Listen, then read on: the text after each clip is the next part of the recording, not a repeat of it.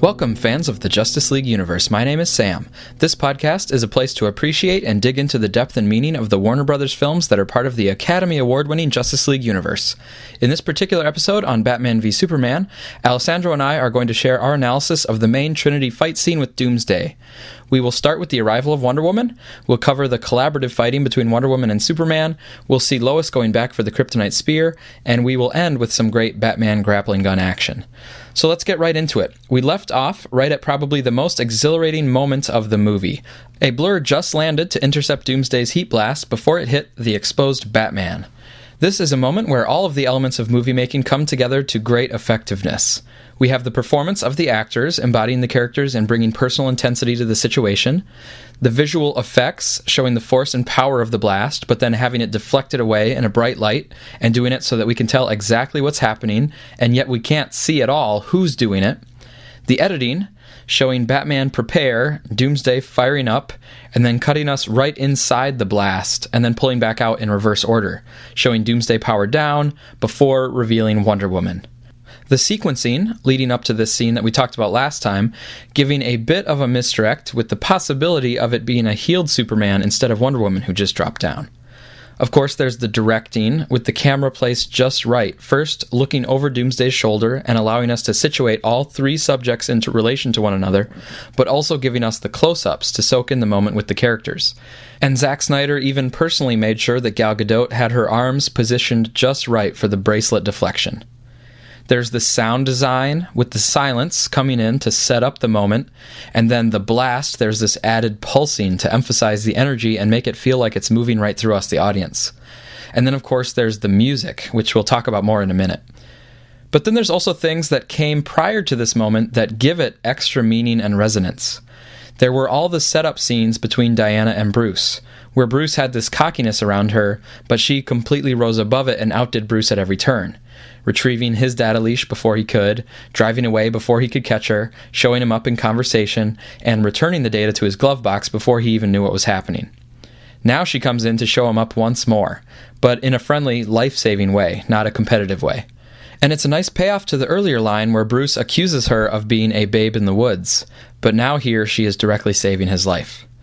There is also the backdrop to this moment that extends even beyond the movie itself. There's this long history of the character of Wonder Woman, and people who know and love that history will have a swell of recognition and joy when they see the arms crossed and the bracelets glowing. There's also the fact that we've seen time and time again in movies a man coming in to save women, not only in superhero stories, but also in action movies and westerns and lots of other media. And now in this moment in BVS, we have a powerful reversal of that trope, and it's a very fitting first appearance for Wonder Woman. We've seen Diana before, but not Wonder Woman, and it's perfect to see her as a strong and commanding presence.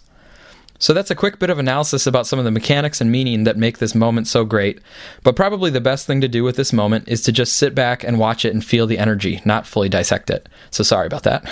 But I know with my two sons, who are 3 and 4 years old, I don't need to explain any of this movie-making stuff to them, and they still completely adore this moment.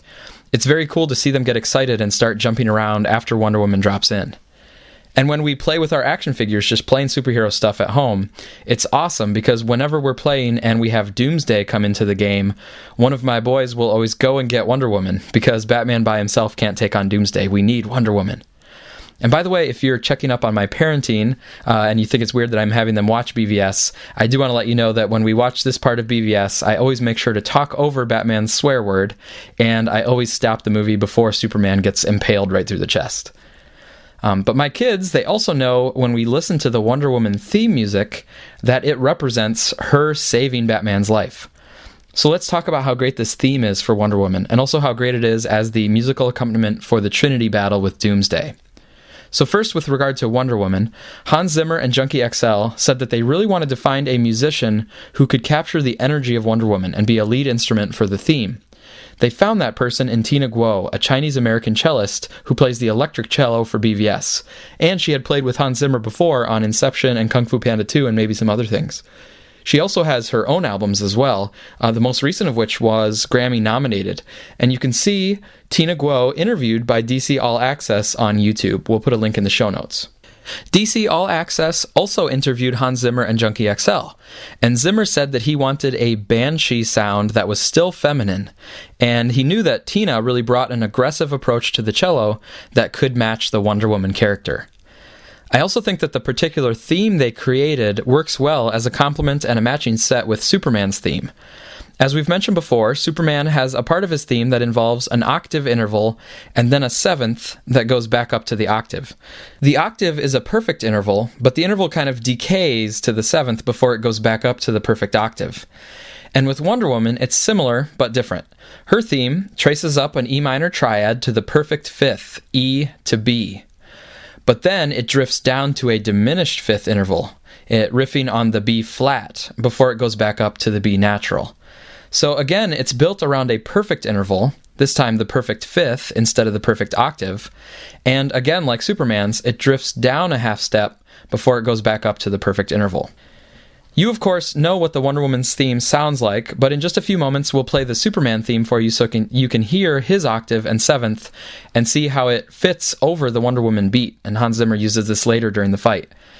And really, I should say that what we're referring to here is, it's kind of like Superman's secondary theme, not his main theme with the sparse piano. That sparse piano one that you hear at the beginning and in the middle of this podcast, that's a great theme, especially for Clark Kent. But the one that we're talking about here that goes down to the seventh, it's used in the Trinity battle, and that's the one that pairs really nicely with Wonder Woman's theme. By the way, I think another thing that makes the music so effective here is that we heard some subtle versions of it before. We got a muffled version of it over the photograph, so that set it up, and we heard the beat again with the Justice League video clips that Diana was watching. And now we get to hear it, this theme, in its full force and all its glory. The Wonder Woman music has that lead electric cello, but the other main element is of course the drum beat that is reminiscent of war drums, and it's very fitting for Amazons who are a warrior culture. And we said that Wonder Woman's theme is not only great for herself, it's great as a backdrop for the Trinity fight. The reason for that is because of the rhythm and the time signature, which gives it a truly driving beat that matches Wonder Woman's tendency to lunge forward headfirst into battle. The track, Is She With You, is written with a repetitive drum beat that works in syncopation over a 7/4 time signature. So what this means is that there are actually only 7 beats per measure instead of the more typical 4 or 8 beats per measure. In essence, it's 1 beat less than we expect. We are very accustomed to hearing 4/4 time, or 4 beats every measure, and then in every 2 measures we'd hear 8 beats. That's what we're very used to. But instead, what the Wonder Woman theme gives us is basically 7 beats per measure, or 4 plus 3 beats per measure. The phrase starts out with what seems like a normal 4-beat measure, but then instead of continuing with another 4-beat measure, the next part is only 3 beats, and then it starts the pattern over again. So it's 4 plus 3, 4 plus 3, instead of the normal 4 plus 4 plus 4 plus 4.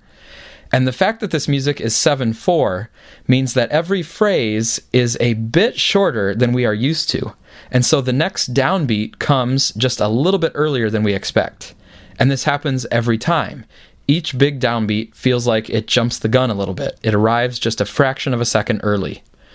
The result of this is a piece of music that always feels like it is leaning forward, and it is driving us onward rather than sitting back and relaxing into the typical 4 beats every measure. If you'll pardon my vocal abilities, I can try to demonstrate how crucial of a decision this was for the composers. Say they had kept the same war drums and the same repetitive pounding on the root E pitch, but they had put it in a standard time signature. It would have sounded a bit like this. Dum dum dum da dum dum dum, dum dum dum da dum dum dum. It's not bad, it still has a syncopated groove, but now it is sitting back rather than leaning forward. And leaning forward matches the character of Wonder Woman, and it also gives more excitement, and it pulls the audience into the fight scene more effectively.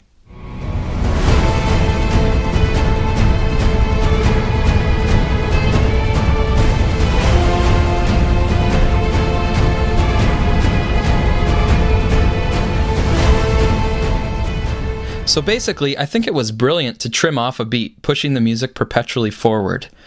A bit later, we'll also talk about how Zimmer combined the Wonder Woman and Superman music, but for now let's follow the action forward in the scene a bit. Doomsday's blast subsides, and we see Wonder Woman's gauntlets still glowing with energy, and she's breathing hard, having not only raced to get there in time, but also having to absorb that blast and hold her arms in place against an amazing force. I also thought it was a great touch that they showed Wonder Woman lowering her arms and then immediately cut to Batman lowering his arms, with the implication being that his tech, which was great for blocking knife attacks earlier, would have been completely useless against the heat vision. He's lucky Wonder Woman was there. The camera stays on Batman for a brief moment so that we can see his reaction to the woman standing in front of him, and he is awed just like we are. Then they cut back to Wonder Woman, who is gritting her teeth and taking a big breath to slam her gauntlets together. This creates her own blast, but one that's of a purer, whiter energy than Doomsday's. We also get to hear the first of Wonder Woman's battle cries, which personally I thought all sounded great. It's really hard to do grunts and yells and screams that don't sound fake or forced, but assuming Gadot did her own battle cries here, I think this was a great skill that she brought to the role. This gauntlet shockwave sends Doomsday sliding back, and Doomsday looks up and he is sort of sizing up this new threat in front of him. Then we see Wonder Woman again, who looks off-screen at what is Superman flying back into the fight. But before Superman's arrival, we wanted to comment a bit on Wonder Woman's physique. There was some backlash when Gal Gadot was cast as Wonder Woman because people said that Wonder Woman as a character was supposed to be more muscular and bigger chested than Gal was at the time, with her coming from a modeling background.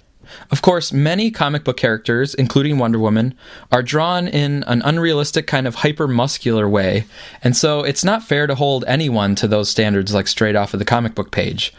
But there are two issues at play here with Gadot's casting: the musculature and the breast size. With regard to muscle, it's true Gal started with quite a bit less muscle mass than Wonder Woman has in the comics. But Gal did work for months on a fitness regimen that helped her to add some bulk to her thin frame, similar to how Cavill and Affleck also had to do a rigorous workout in preparation for their roles. For Gadot, this did bring some added muscle tone, which was good, we think, and she is representing a fierce and capable warrior after all. And by the way, I think it's cool that Gadot actually served in the Israeli military in the past. That experience gives her some legitimacy with regard to being a warrior princess, and it may be a good foundation for her work in the World War I setting in her solo film. Now, with regard to breast size, things actually went so far as Gal Gadot being asked to her face about breast size in an interview on Good Evening with Guy Pines, which is an Israeli entertainment show. Pines said that Wonder Woman is traditionally big-breasted, and so is that going to change in the movie universe? To this, Gadot responded that she is representing Wonder Woman in the new world. Quote, "Breasts anyone can buy for 9,000 shekels and everything is fine. By the way, Wonder Woman is Amazonian, and historically accurate Amazonian women actually had only one breast. So if I really go by the book, it'd be problematic." End quote. What she was referring to there was a historian from the 2nd century who talked about the right breast being cut off or burned out when women were young to allow for superior motion and agility with the right arm. And that part of the Amazonian lore has often been repeated since then. It probably wasn't true, though, and may have just been inspired by the fact that the Greek word Amazos means breastless. Anyway, the primary stories of the Amazons come from Greek mythology, but there are similar stories and legends in lots of different cultures. So there are some people who think there may have been a real female-dominated society that was the basis for the various Amazonian legends. We don't have time to sort through all of that legendary stuff and mythical stuff, but we can just say that we think Gadot gave a great performance, and her breast size shouldn't really matter at all in that regard. And also, it's nice to hear that Gadot prepared for the role by not only looking at Wonder Woman comics and the old Wonder Woman TV show, but she also must have explored some of the myths about the Amazonian culture, based on that interview that she was talking in. Here in what we're calling Scene 69, we also get our first look at the Wonder Woman costume, designed by Michael Wilkinson. Wilkinson said that he and Zack Snyder wanted it to connect all the way back 3,000 years. So the design was influenced by Greek culture and gladiator-style armor, with leather and weapons that are aged. I think this works really well for an old-school type warrior, and I like the skirt that they made, rather than using the bathing suit underwear that is more common. They still incorporated the eagle W shape on the chest, and they very subtly brought in a dark red on the torso. I think for the Wonder Woman standalone movie, they improved the costume design even further, and I know Gadot said that for the standalone, they made it a bit more comfortable to wear, not cutting into her ribs so much. But it started already from a really good place in BVS. I think it's really well designed, and I honestly think all of the costumes are really well designed, and we'll see them come together in just a moment. So Wonder Woman looks up in the sky, but it's not a bird or a plane, it's Superman, recovered from the nuclear blast and coming back in for his patented flying punch. He launches Doomsday into some storage silos, setting off more explosions to add to the fiery backdrop for the Trinity fight. We cut to Lois, who is still over by the abandoned Wayne train station, and she sees Superman's return, which is good news, but she is also putting the pieces together about Doomsday and the kryptonite spear.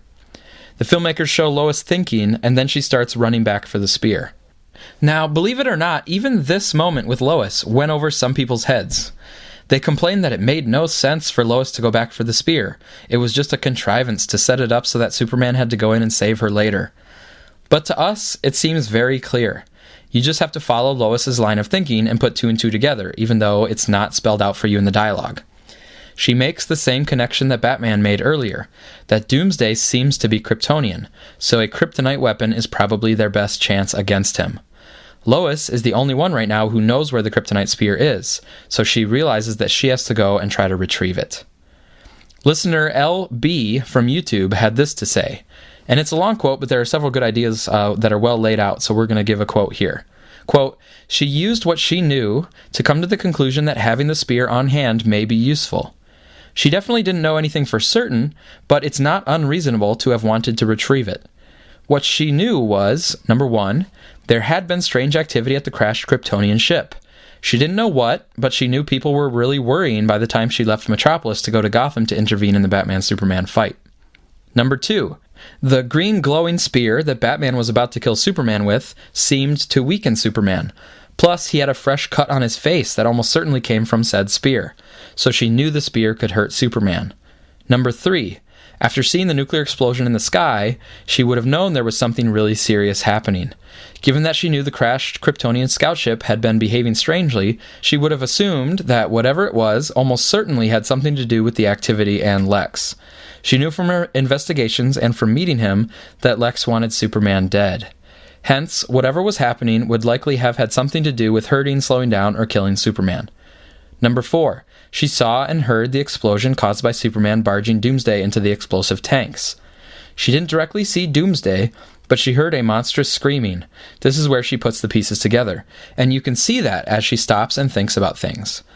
Lois is thinking, Lex Luthor wants Superman dead, the scout ship was acting strangely, a massive explosion in the sky and another smaller one on the ground suggests Superman is fighting something. Given this, it's likely from the scout ship, perhaps another Kryptonian like Zod, though it doesn't sound like a regular Kryptonian. Given the size of the explosions, this thing that Superman is fighting must be very powerful. If that's so, he may want an advantage, and I know that green spear hurts Superman, who is Kryptonian, so it might hurt the Kryptonian thing he is fighting, too.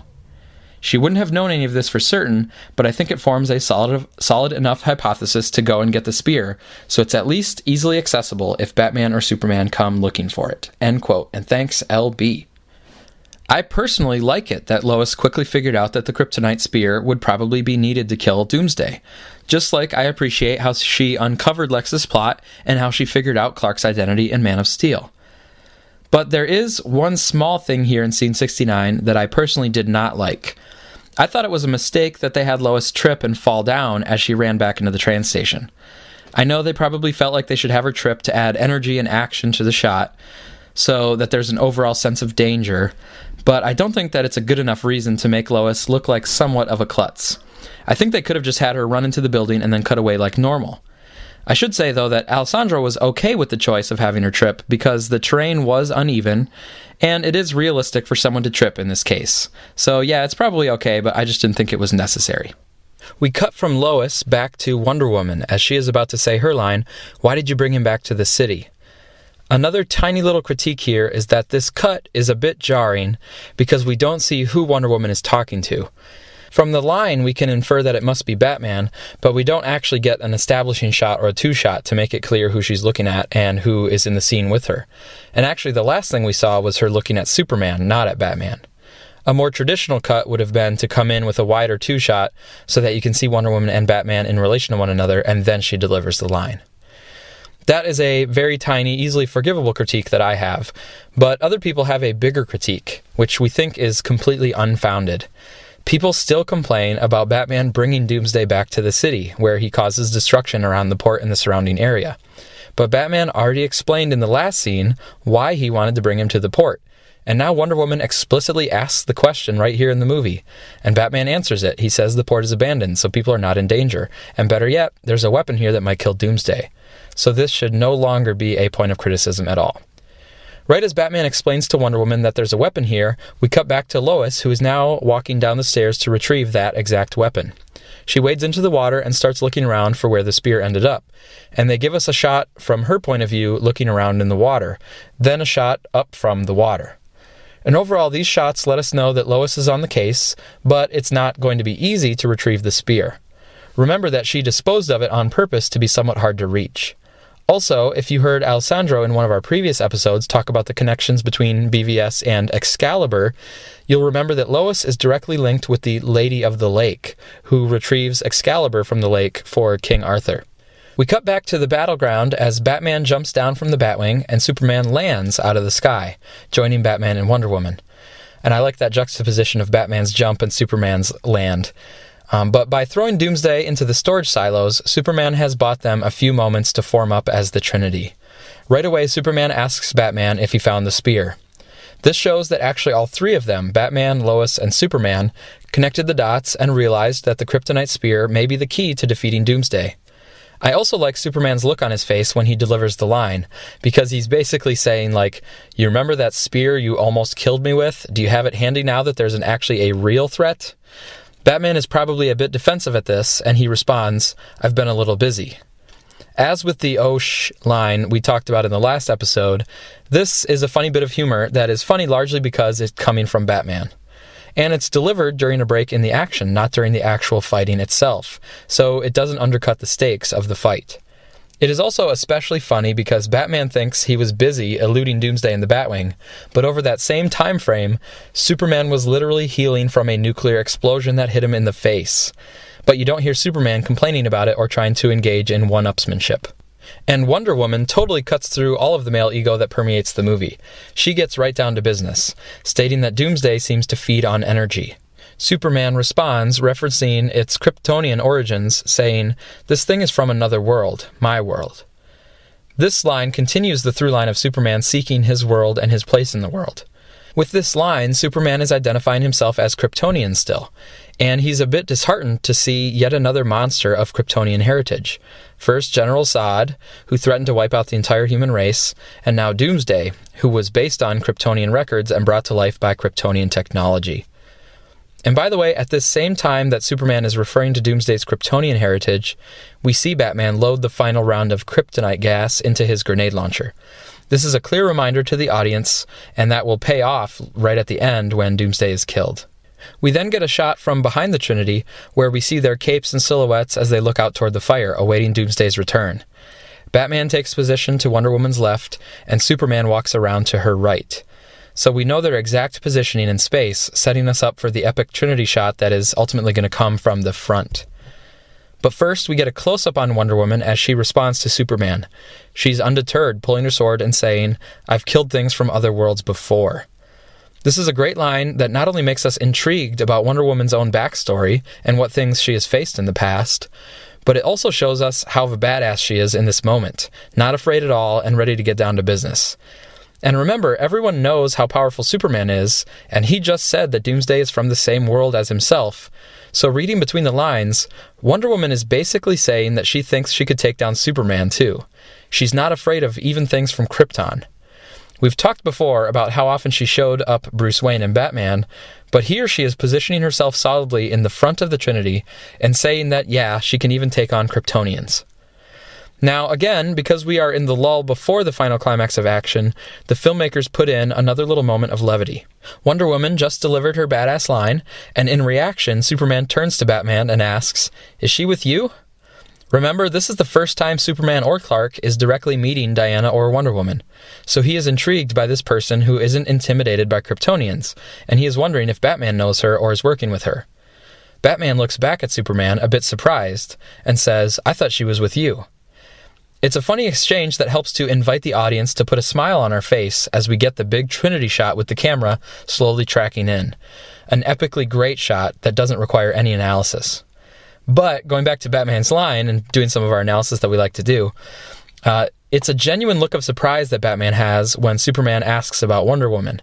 And some people have suggested that Batman should know Wonder Woman already because he had been communicating with Diana Prince throughout the movie, and he saw the photo from World War I, which shows that Diana is also a warrior of some sort who wears that costume.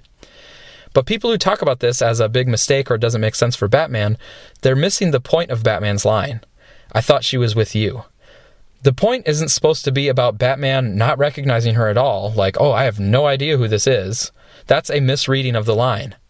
The better interpretation of this line is that, even knowing Diana Prince was Wonder Woman, Batman had assumed she was a Kryptonian, or at the very least that she and Superman had already known each other. When she showed up, and then Superman showed up just a moment later, Batman had probably been thinking that the two were working together in some capacity. Bruce's misconception even ties in somewhat with Lex's plan to use Batman to kill the metahumans. Lex probably invited Diana to his fundraiser and allowed Bruce to see the metahuman files. By lumping these metahumans in the same category as Superman, they would have become the next targets for Batman's fears. In this way, Lex might have been using Batman to eliminate all metahumans. But anyway, Batman surely recognized Wonder Woman from the photo, but the reason he says, "I thought she was with you," is because he was surprised that Superman didn't already know her, and Batman was surprised that Superman thought Wonder Woman was with Batman. The hardcore Batman fans might not like it that Batman even made a single faulty deduction, but it's reasonable that Batman connected Wonder Woman and Superman in his mind, so the line makes sense, and the humor of the moment also helps to further accentuate Wonder Woman's arrival in the scene. Also, it marks Wonder Woman's arrival nicely because the implied answers to their questions are that Wonder Woman is not actually with Batman or Superman. She is her own woman, her own character, which is kind of a nice way to position her as she arrives into the movie. So the Trinity is formed, and we get the instantly classic Trinity shot with the camera slowly pushing in, and the musical theme comes back in with a bit more reverb on it as Wonder Woman stands confidently in the front, just as she was the most confident and fearsome warrior in the World War I photo. Wonder Woman has also been described by Jeff Johns as the best fighter in the Justice League universe, and she apparently has the most experience with foes of this caliber, so that, plus her confidence, makes it fitting that she's at the front. They stare down Doomsday, who has recovered from the explosions that Superman pushed him into, and now he has enough energy to release another one of his Bush effect blasts. Right after he releases it, we go to a really wide shot looking down at his solar flare, and this is a shot that is similar to what we've seen before. But then we cut to a new perspective, actually inside the flare. Batman has to hide and duck under a big concrete block, but Superman and Wonder Woman are able to stand their ground. Wonder Woman uses her shield this time, which makes sense because it's a full solar flare instead of just Doomsday's heat face like it was before. And she had time to ready her shield, whereas the first time she just barely had enough time to land and raise her gauntlets. The energy washes over Superman and Wonder Woman as they slide backward, and huge pieces of debris blow past them. And this view inside the solar flare gives a really cool sense of energy. Then we see the flare expanding outward even farther, and it crumbles some of the abandoned buildings. How did Batman survive if Doomsday's blast is powerful enough to topple buildings? Well, from our view inside, we could see that it was basically like a strong wind blowing outward from Doomsday, plus lots of electrical charges firing off like lightning. An abandoned and decaying building with broad vertical walls would take a huge amount of that force, and the structural integrity was not enough to withstand a horizontal force like that. But Batman was under a thick concrete block that was slanted in a way that the wind-like forces would be diverted up and over him. So it's very plausible that the flare would whip over him, while vertical walls that are hit directly would be leveled. Inside one of those crumbling buildings, we see Lois right where we had left her, waiting in the water. The ceiling above her starts to break apart, and she dives into the water. We get a great shot looking up at Lois, where Amy Adams shows that she's such a good actress, she can even emote and give a compelling reaction when she's underwater. Then we quickly see two important things. One, Lois is trapped from above. And two, a pretty big piece of stone or concrete is laying directly on the kryptonite spear. So there's no way Lois or any other human is going to be able to recover it at this point. And speaking of the destruction of these buildings, yes, it is a lot of destruction. But the entire area is abandoned, which is why Batman wanted to bring Doomsday here. And we can also contrast Doomsday with General Zod. Zod was a calculated thinker and wanted to bring death and destruction. So Superman couldn't avoid all the collateral damage and casualties in Man of Steel. But Doomsday is focused on the Trinity and does not have a larger, purposeful goal of killing all humans. He's operating more on instinct, and so we get Doomsday's typical path of destruction around him, but it's not like Man of Steel, where Zod and Faora were pledging to make it their mission to kill millions of people. Leaving Lois in danger, we cut back out to the fight, and see the great shot from Trailer 2 of Wonder Woman behind her glowing shield. She lowers the shield, and with her hair blowing in the wind around her tiara, she looks like an epic Wonder Woman ready for battle. We cut from a one-shot of her to a straight-on shot of Doomsday. And he looks less like a cave troll now and more like the Doomsday from the comics, especially the more recent comics since the New 52 relaunch.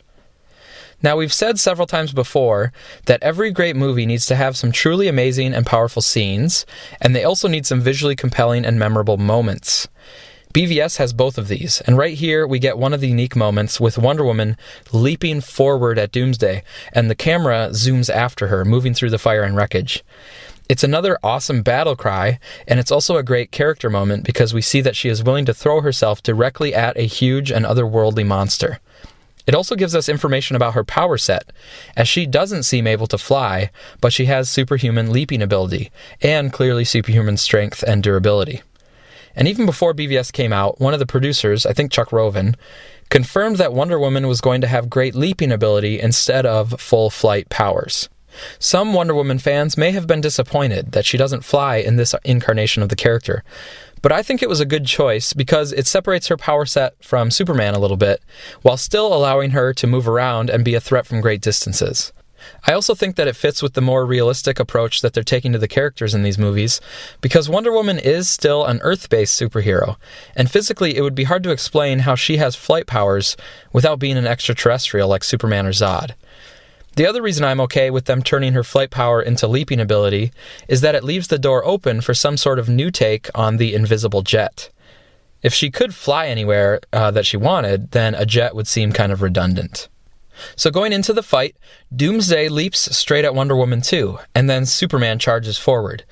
Again, this is why it's great to have the music in 7/4 time, thrusting us into the fight.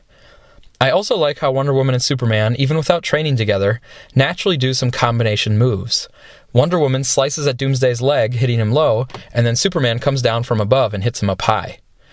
There are lots of great fight moments here, and we can't cover them all, but it is choreographed really well, with one move flowing into the next, and them always keeping a good sense of energy and impact.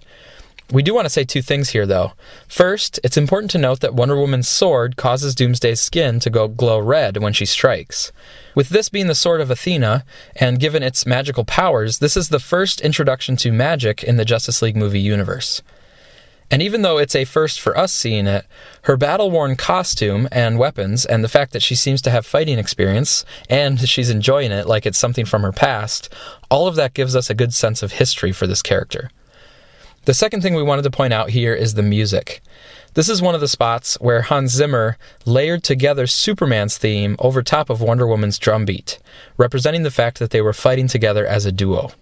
First, we'll play a short reminder of that Superman theme from Man of Steel, and then we'll play a clip from Is She With You, where you hear Wonder Woman's beat and Superman's theme over top.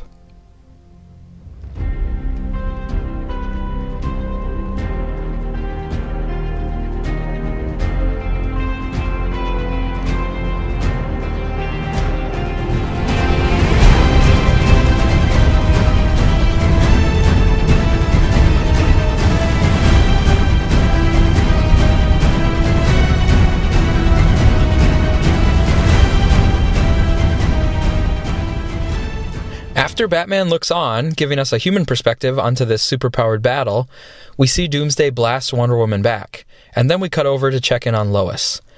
The music drops down in volume, but it keeps its intensity and tempo as we see Lois swimming up toward the surface, but trapped by some concrete slabs. Now, we want to point out that this predicament was not Lois's fault. She's not in danger because she was reckless or silly. She's in danger because she was doing her part to try to recover the spear, which will be needed to stop Doomsday. Just like way back in the African incident, she wasn't in danger there because of, oh, poor Lois. She was in danger because she has a dangerous job as a journalist, and she was doing her job fearlessly.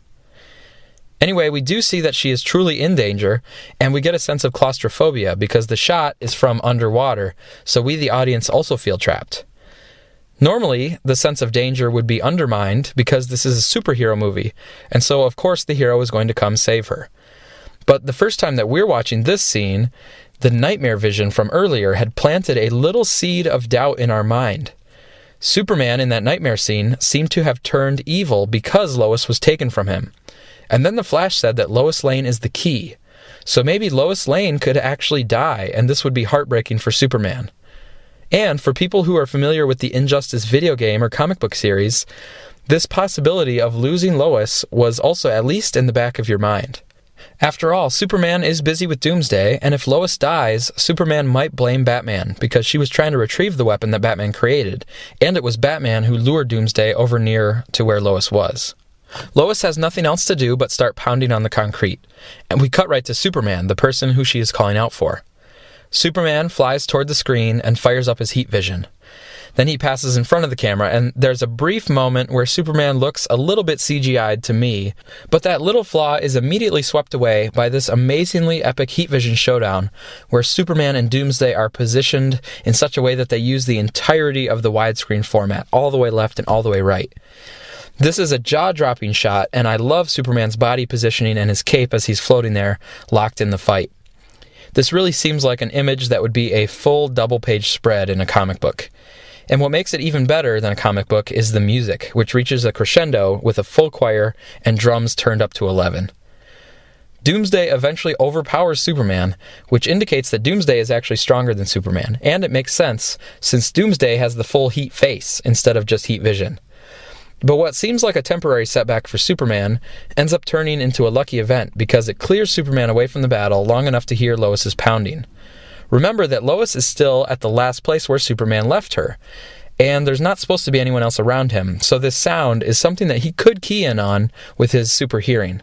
And just as Lois is about to lose consciousness, Superman flies in and pulls her from the water. We get another tender moment between them in their typical fashion, which means they exchange knowing looks and care, but not a lot of words. Without saying anything, Superman knows what she was looking for and admires her fearlessness in trying to do what she can to help. He then dives in himself to retrieve the spear, because he's the only one strong enough to do so. With Superman over in the train station, Doomsday's attention shifts to Batman. Batman pulls out his grappling gun and grapples to the side just in time, and this grappling move is great to see in live action. It's like it's pulled straight out of the comics or the animated series. Doomsday just misses him, and then we get the great homage to the famous cover of The Dark Knight Returns, a beautiful frame with the blue lightning that not only connects to Frank Miller's art, but the blue contrasts well with the orange heat vision that comes next. Batman grapples again, but this time he couldn't aim as carefully, and he slams against another building and lands on a fire escape platform. He gathers himself and pulls out a lead-lined smoke bomb, probably just like the one that he used with Superman.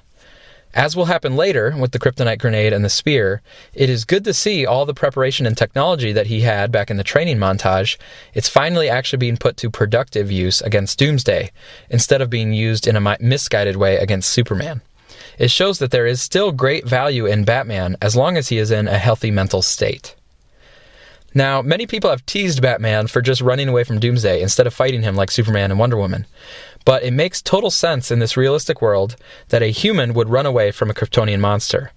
And really, we should be giving Batman a lot of credit for even being able to do what he does, to successfully survive a solar flare, and to elude Doomsday and get away in one piece. Furthermore, seeing Batman have to run away and wait for a later opportunity is a big reason why I was okay with Batman winning the earlier fight against Superman. Superman may have lost to Batman, but Superman is the one you need when you're going up against Doomsday, while Batman has to run and hide. And I think the filmmakers did a great job of giving these really solid action beats to Batman, even though he can't really go toe-to-toe with Doomsday. And these moments with Batman are a nice connection to the rich history of Batman's gadgets. Not only is it realistic, but it is also very important for the story to have Batman looking on during the Doomsday fight and not able to do much except run away. First of all, like I just talked about, this is an olive branch for the Superman fans who had to see Superman get beaten by Batman. Second, Batman is known for his diligent study and preparation, but he did not have an opportunity to learn about this opponent and prepare to face him. So we can see Batman doing a good job improvising and reacting, but it's a contrast to how long and hard he prepared for the Superman fight. And third, Batman's character arc comes full circle when he is forced to look on at a fight that is clearly beyond his capabilities. At the Black Zero event back at the start of the movie, he was faced with powers well beyond him, and he felt powerless and went into a negative spiral of revenge and feelings of failure. Now he is facing a similar situation, but he is in a much healthier place psychologically, having just broken out of his tunnel vision. He watches the fight, avoids Doomsday's blasts, and waits for his opportunity to contribute. He lured Doomsday to the port where the spear was located, and when the time is right, he will fire the kryptonite grenade to weaken Doomsday and allow Superman to come in for the kill. So overall, we see Batman dealing with and adapting within the realm of his powers and abilities, rather than just feeling powerless and angry. So we end with a shot of Doomsday's back as he looks around for Batman, and then we cut right into a shot of Lois's back as she is looking down in the water for Superman. She pulls him out of the water where he's been weakened by the kryptonite, and this is a callback to Miss Tessmacher in the original 1978 Superman. With Lois pulling Superman out a few moments after Superman had pulled Lois out, some people, like John Schnepp, criticize this as a double beat. A double beat is movie lingo for a beat or an event in a movie that has already happened before in the movie, and usually you're supposed to avoid them so that everything feels unique and natural rather than feeling like it was being written.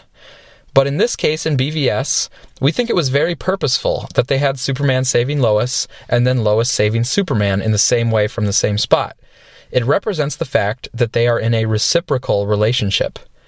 Just as Superman has saved Lois several times in this movie, she has also been saving him by not only protecting his reputation and discovering the true cause behind the controversies, Lex Luthor, but Lois also saved Superman here, but also by showing him love and giving him a grounded connection, which is what he needed to continue forward in the incredibly difficult task of being Superman.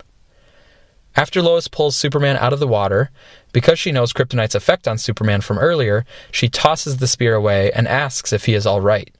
She also gives him a gentle kiss on the cheek, and Superman takes this opportunity to check in on the battle. He sees Doomsday overpowering Wonder Woman, who gets knocked away like a rag doll. We see that Wonder Woman is actually enjoying the challenge. It's this cool moment that reveals a bit about the Wonder Woman character.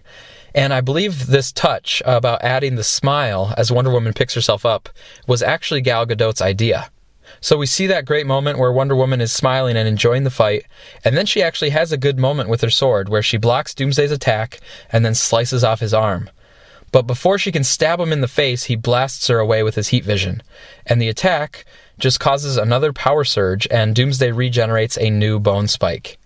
Seeing Doomsday regenerate, Superman realizes the three of them are a little match against Doomsday, and he knows that taking Doomsday by surprise with the kryptonite spear is their only shot. That's our analysis. In the next episode, we will take on the big moment of Superman's farewell to Lois and his ultimate sacrifice in taking down Doomsday. Remember that we want to hear from you as we prepare our Batman v Superman anniversary episode. Please record a 1 to 2 minute audio clip about why you personally love BVS and send it to ottandsam@att.net. Or if you don't want to go the audio route, you can also write up your thoughts and just send them by email to ottandsam@att.net, and we will read them in the episode. We are asking for your contributions by March 15th. And as always, thanks so much for listening, and thanks to the podcasts that inspired us, Man of Steel Answers and the Suicide Squadcast. You can follow us on Twitter at JLU Podcast. And if you are looking for a way to get your Man of Steel fix, because we've mostly been focusing on BVS, you can check out another podcast, the DC Cinematic Minute, because they are currently making their way through Man of Steel and talking about it minute by minute. Alessandro or myself might actually be doing a guest spot on that podcast soon, but you can already check them out if you're interested. Thanks again for listening.